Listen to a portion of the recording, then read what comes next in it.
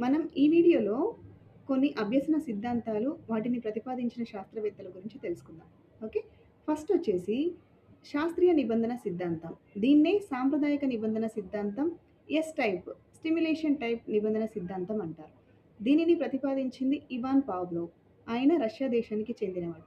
Next కార్యసాధక నిబంధన సిద్ధాంతం. దీనిని ప్రతిపాదించినది బిఎఫ్ స్కిన్నర్. ఆయన అమెరికా దేశానికి చెందినవాడు. నెక్స్ట్ థర్డ్ యత్నదోష నిబంధన సిద్ధాంతం. దీనిని ప్రతిపాదించినది థారెన్డైక్. ఈయన అమెరికా దేశానికి చెందినవాడు. ఫోర్త్ వచ్చేసి అంతర్దృష్టి అభ్యసన సిద్ధాంతం.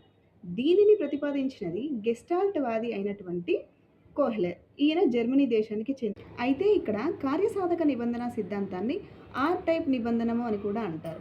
అదేవిధంగా యత్నదోష నిబంధన సిద్ధాంతాన్ని కూడా ఎస్ఆర్ టైప్ నిబంధన సిద్ధాంతం అని కూడా అంటారు. గుర్తుంచుకోండి, ఆప్షన్స్ ఏవైనా ఇవ్వచ్చు. Okay, thank you.